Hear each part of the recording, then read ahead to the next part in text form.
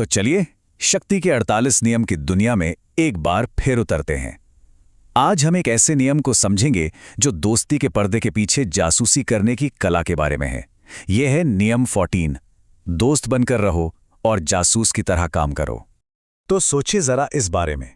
एक ऐसा दुश्मन है जो आपसे बात करना तो दूर, आंख मिलाने से भी कतराता हो। अब उसके राज कैसे पता करेंगे? ये पावर का एक क्लासिक खेल है ना? जहां जानकारी ही सबसे बड़ा हथियार है। लेकिन दिक्कत यह है कि उस तक पहुंचने का कोई सीधा रास्ता है ही नहीं। बिल्कुल यही चुनौती थी जोसेफ डुवीन के सामने, जो अपने समय के सबसे बड़े आर्ट डीलर माने जाते थे। और उनका निशाना एक ऐसे शख्स थे जिनको हासिल करना लगभग नामुमकिन था। नाम था एंड्रयू मेलिन, एक बहुत बड़े उद्योगपति जो अपनी निजी जिंदगी में किसी को घुसने तक नहीं देते थे। तो डुवीन का ये मिशन इतना मुश्किल था क्यों? आखिर ऐसी क्या बात थी? चलिए देखते हैं इस असंभव ग्राहक की कहानी। एंड्रयू मेलिन को इम्पॉसिबल आखिर कहा क्यों जाता था? जरा सोचिए, एक ऐसा आदमी जो बहुत ही सख्त, चुपचाप रहता हो, जिसे ज्यादा बोलने वाले लोगों से सख्त नफरत हो, और उसने सुन रखा था कि डुवीन बहुत बातूनी है, तो उसने साफ साफ कह दिया था, मैं इस आदमी से कभी नहीं मिलूंगा। मतलब डुवीन के लिए तो ये सीधे सीधे एक पत्थर की दीवार खड़ी हो गई थी। लेकिन डुवीन भी डुवीन थे। उन्हें ना सुनने की आदत नहीं थी। उन्होंने तो अपने दोस्तों के सामने एक दावा कर दिया। बोला, मेलन सिर्फ मुझसे नहीं खरीदेगा, बल्कि वो सिर्फ और सिर्फ मुझसे ही खरीदेगा। ये सिर्फ घमंड नहीं था, नहीं, ये एक खुली चुनौती थी जो उन्होंने खुद को ही दे डाली थी। तो सवाल ये है कि डुवीन ने इस पत्थर की दीवार को तोड़ा कैसे? यहीं पर काम आया पावर का लॉ नंबर 14, दोस्त बनकर रहो, जासूस बनकर काम करो। इस नियम का जो सार है, मतलब जो इसका निचोड़ है, वो बिल्कुल साफ है। जानकारी ही सब कुछ है, और जो आम मुलाकातें होती है ना, वही जासूसी करने के, जानकारी निकालने के सबसे सुनहरे मौके होते हैं। यहां लड़ाई दिमाग से होती है, ताकत से नहीं। तो ये कलात्मक जासूसी है क्या चीज? ये बातों का जाल बुनने की एक कला है।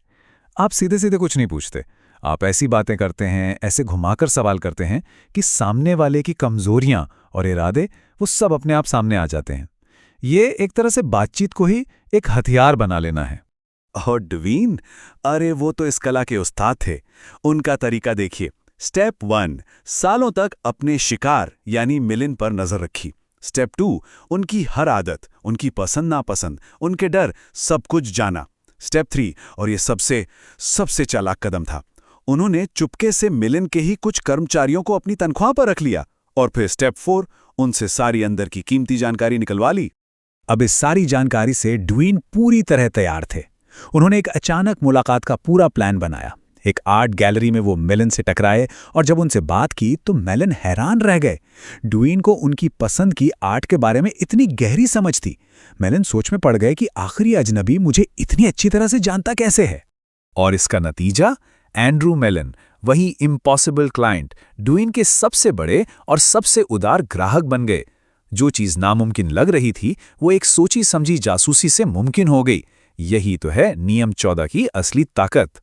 देखिए, डुवीन की कहानी तो बस एक मिसाल है। चलिए अब जानकारी इकट्ठा करने की इस कला को थोड़ा और गहराई से समझते हैं, और मिलते हैं इतिहास के एक और महारथी से। तो देखिए, 2 तरह के मास्टर थे। एक तरफ डुवेन, जिनका तरीका था डायरेक्ट, सीधी, छिपी हुई जासूसी, कर्मचारियों को खरीदो, जानकारी निकालो। दूसरी तरफ थे चार्ल्स मॉरिस दे टैलीरैंड, एक फ्रांसीसी राजनयिक। उनकी जासूसी एक कला थी, बिल्कुल बारीक। वो बोलते बहुत कम थे, लेकिन अपनी दोस्ती भरी बातों से और कभी-कभी झूठे राज बताकर दूसरों से असली राज उगलवा लेते थे। किताब में एक लाइन है जो इस बात को बिल्कुल साफ कर देती है। एक दोस्ताना चेहरा आपको दोस्तों और दुश्मनों दोनों से चुपके से जानकारी हासिल करने में मदद करेगा। क्यों? क्योंकि जब लोग आप पर भरोसा करते हैं तो वो अपनी सुरक्षा की दीवार, अपनी ढाल नीचे कर देते हैं। टैलीरैंड की एक बहुत ही कमाल की चाल थी। वो राजनयिकों की एक महफिल में अचानक से एक झूठा मनगढ़ंत राज बोल देते थे, और फिर बस चुपचाप सबके रिएक्शंस देखते थे। किसे सुनकर झटका लगा, कौन है जो दूसरे से खानाफूसी कर रहा है। उनके लिए हर एक रिएक्शन जानकारी का एक नया टुकड़ा था। लेकिन हर सिक्के के 2 पहलू होते हैं ना? तो क्या होगा जब कोई आप पर जासूसी कर रहा हो? अब बात करते हैं इसकी काट की, इसकी जवाबी चाल की, और वो है झूठ का जाल फैलाना। इस नियम का उल्टा बहुत सीधा सा है। जिस तरह आप दूसरों पर नजर रखते हैं, आपको हमेशा तैयार रहना चाहिए कि कोई आप पर भी नजर रख रहा है। पावर का ये खेल हमेशा दो तरफा होता है। यहां पर विंस्टन चर्चिल का एक बहुत मशहूर कथन याद आता है। उन्होंने कहा था, सच इतना कीमती होता है कि उसकी हिफाजत हमेशा झूठ के पहरेदारों से करवानी चाहिए।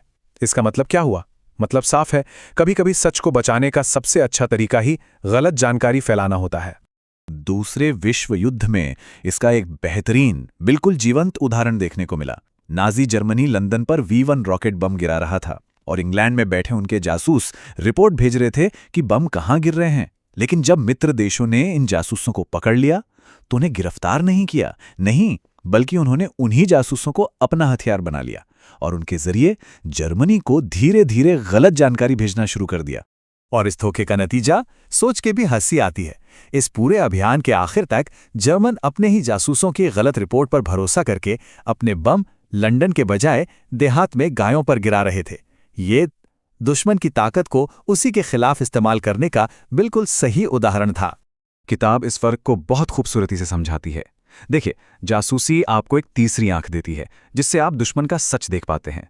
वहीं दूसरी तरफ गलत जानकारी वो आपके दुश्मन की एक आंख ही फोड़ देती है, जिससे वो एक साइक्लॉप्स की तरह हो जाता है जो हमेशा अपने निशाने से चूक जाता है।